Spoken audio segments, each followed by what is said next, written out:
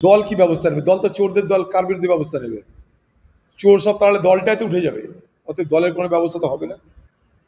শিক্ষককে যারা মারতে পারে এইভাবে গরু ছাগলের মতন এবং স্কুলের মধ্যে, তাদের থেকে বড় অপরাধী সমাজের চোখে আর কেউ হতে পারে না। ডাক্তার, শিক্ষক, এদেরকে আমরা আধা ভগবান বলে থাকি, আধা জীবন দানকারী বলে থাকি। তারা যদি আজকে গরু ছাগলের মতন কলেজে, হাসপাতালে, শিক্ষা প্রতিষ্ঠানে নিগৃহীত হয়, অত্যাচারিত হয়, তাহলে আমাদের মুখ লুকানোর জায়গা থাকে না, আমাদের মুখ দেখানোর আর ক্ষমতা থাকে না। সারা বাংলার মানুষ আজ লজ্জিত। দাদা, বাংলার আগে শিক্ষককে সেই হেনস্থার ঘটনায় তার দিক থেকে তৃণমূল নেতাকে গ্রেপ্তার করেছে, কিন্তু দলের তরফ থেকে কোনো ব্যবস্থা নেই। দলের তরফ থেকে কোনো ব্যবস্থা নেওয়া হয়নি। দল কি ব্যবস্থা নেবে? দল তো চোরদের দল, কার বিরুদ্ধে ব্যবস্থা নেবে? চোর সব তাহলে দলটাই তো উঠে যাবে, অতএব দলের কোনো ব্যবস্থা তো হবে না। শিক্ষককে যারা মারতে পারে এইভাবে গরু ছাগলের মতন এবং স্কুলের মধ্যে, তাদের থেকে বড় অপরাধী সমাজের চোখে আর কেউ হতে পারে না। ডাক্তার, শিক্ষক, এদেরকে আমরা আধা ভগবান বলে থাকি, আধা জীবন দানকারী বলে থাকি। তারা যদি আজকে গরু ছাগলের মতন কলেজে,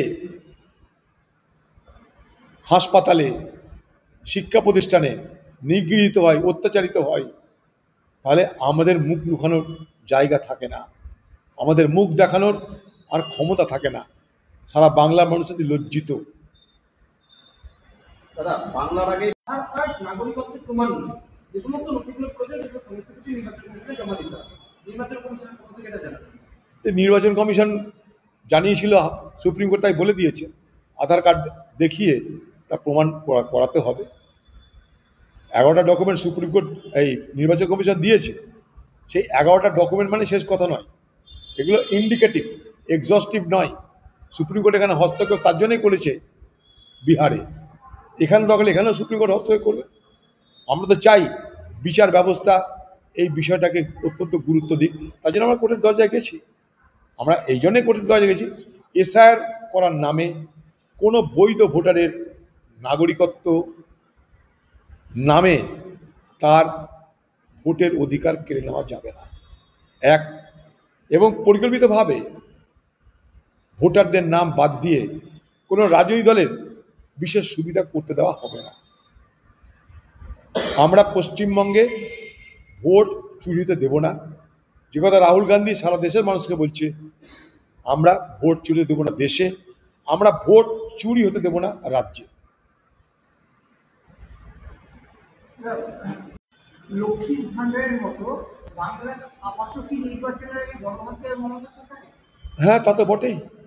এখানে তো ভোট দিয়ে ভোটের আগে পয়সা বিলানোর ব্যবস্থা করা হবে, মানুষকে সারা বছর না খাইয়ে ভোটের আগে তাদেরকে পোলাও বিরিয়ানি খাওয়ানোর প্রলোভন দেওয়ানো হবে। পশ্চিমবঙ্গে আজকে তৃণমূল সরকারের বেঁচে থাকার ক্ষমতা আসার পিছনে একটা বড় কারণ বাংলার দারিদ্রতা, বাংলার অভাব। তাই সেই অভাব যতদিন থাকবে তৃণমূল ততদিন এই প্রলোভনের রাজনীতি করতে পারবে। অথচ দেখুন অন্যান্য রাজ্যে লক্ষ্মীর ভাণ্ডার কোথাও 2,500, কোথাও 3,000, বাংলা কিন্তু লক্ষ্মীর ভাণ্ডারের পরিমাণ বাড়ছে না। আমরা বলেছিলাম অন্তত লক্ষ্মীর ভাণ্ডার 2,500 করা হোক, বাংলায় করা হয়নি। অভাব এবং দারিদ্রতা পশ্চিমবঙ্গের তৃণমূল সরকারের পুঁজি, কারণ এই পুঁজিটা দেখিয়েই সে প্রলোভনের রাজনীতি করতে পারে।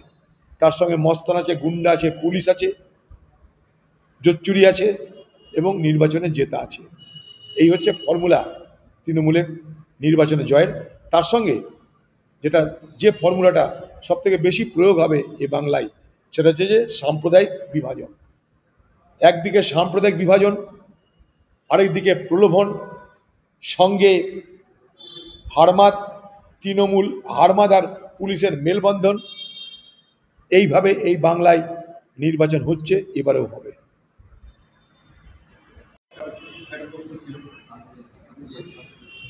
তৃণমূলের রাজ্য নেতৃত্ব এবং জেলার নেতৃত্বের অনুমতি ছাড়া মুর্শিদাবাদ জেলায় কাউকে আর যোগদান পাওয়া যাবে না, হঠাৎ করে এরকম সিদ্ধান্ত। তৃণমূলের করছে রাজ্যের তরফ থেকে যে তৃণমূলে এখানে মুর্শিদাবাদে কাউকে জয়েন করা যাবে না, জয়েন করা যাবে না, সেটা জয়েন করার জন্য রাজ্য থেকে আগে নির্দেশ দিতে হবে, তারপর জয়েন করা হবে। রাজ্য জেলা গঠন হয়নি এখনো, রাজ্য জেলা সব জায়গাতেই জয়েনিং করা বন্ধ, এটা রাজ্যের নির্দেশ। কি মনে হলো? মানে হতে পারে এরকম যে আর পয়সা দিয়ে কেনার ক্ষমতা নেই তাদের, কারণ তৃণমূল থেকে কংগ্রেস থেকে যারাই যোগদান করেছে তাদেরকে তো হয় কোনো পদ দিতে হবে, পয়সা দিতে হবে, ক্ষমতা দিতে হবে, পঞ্চায়েতে চুরি করার ব্যবস্থা করতে, এগুলো গ্যারান্টির উপরে তৃণমূলে করেছে। যারা কংগ্রেস থেকে তৃণমূলে গেছে তারা এই গ্যারান্টিগুলোর উপরে বেশ করে তো গেছে। কেউ তো আর মানব সেবার জন্য যায়নি, নিজের সেবা, নিজের চুরি বাটপাড়ি ধান্দা এইসব করতে গেছে। তা ধান্দার জায়গাটা কোথায়, রোজগার জায়গাটা কোথায়? সবই তো দখল হয়ে গেছে। এক টুকরো মাংস 1000টা কুকুর, আমি তো আগেও বলেছি আপনাদেরকে। তাই তারা আর যেতে চাইলেও যেতে চাইছে না। এখন কংগ্রেসের মধ্যে তৃণমূলের চর হিসাবে কাজ করতে পারে কিছু লোক, সেটা আমাদের দেখতে হবে। যখন নিচ্ছে না তার মানে কি ডিম্যান্ড আছে কিন্তু সাপ্লাই নাই, অর্থাৎ চাহিদা আছে কিন্তু যোগান দেওয়ার ক্ষমতা নাই হয়তো, তাই নিতে চাইছে না। তাদেরকে দিয়ে হয়তো কংগ্রেসের মধ্যে রেখে কংগ্রেসের বিরুদ্ধে চরবৃত্তি করার চেষ্টা করতে পারে। এটা ব্যাপারে আমাদের সতর্ক হতে হবে। তৃণমূল কেন তাদেরকে নেবে না, এমন কি ফরমান থাকতে পারে? তারপরে চাহিদা হয়তো কোথাও আছে কিন্তু জোগান নাই। জোগান মানে মাল করে দেওয়ার ক্ষমতা নাই, বাটপাড়ি করতে দেওয়ার সুযোগের ক্ষমতা নাই, পঞ্চায়েত লুট করতে দেওয়ার ক্ষমতা নাই, হতে পারে। কংগ্রেসের অনেক লোক তো শেষের দিকে জয়েন করেছে, তারা কোনো পদ আর পাচ্ছে না। লোভের তো কোনো শেষ নাই। আর মমতা ব্যানার্জির দল এইভাবেই পশ্চিমবঙ্গে কংগ্রেসটাকে দুর্বল করেছে, কংগ্রেসটাকে কাহিল করেছে। তা কে যাবে, কোথা থেকে যাবে আমরা জানি না। তৃণমূল নেবে কি নেবে না সেটা তাদের ব্যাপার। তবে তৃণমূলের লোকরা আমাদের মধ্যে আসছে, যোগদান করছে বিভিন্ন জায়গায়, এটুকু বলতে পারি। তৃণমূলের প্রতি তৃণমূল দলের কর্মীদের মোহভঙ্গ শুরু হয়ে গেছে। তারা কিন্তু কংগ্রেসের কথা বলছে, তারা কিন্তু কংগ্রেসের সঙ্গে যোগাযোগ বাড়াচ্ছে এবং তারা আজকে হয়তো কংগ্রেসে যোগদান করছে না, আগামী দিনে তারা কংগ্রেসে যোগদান করবে। তৃণমূল দলটা এত বড় তো এমনি এমনি হয়নি। মমতা ব্যানার্জির সঙ্গে লড়াই করে তো একটা অংশ ছিল যারা তৃণমূলকে ভালোবেসে লড়াই করেছিল, তারাও কিন্তু আজকে তাদেরও মোহভঙ্গ হয়েছে। তাই তৃণমূল দল থেকে কংগ্রেসের কিন্তু আগামী দিনে ট্রাফিক বাড়বে, অর্থাৎ আসার ব্যবস্থা বাড়বে। কর্ণাটকে ভোট চুরির অভিযোগ, দল কি ব্যবস্থা নেবে? দল তো চোরদের দল, কার বিরুদ্ধে ব্যবস্থা নেবে? চোর সব তাহলে দলটাই তো উঠে যাবে, অতএব দলের কোনো ব্যবস্থা তো হবে না।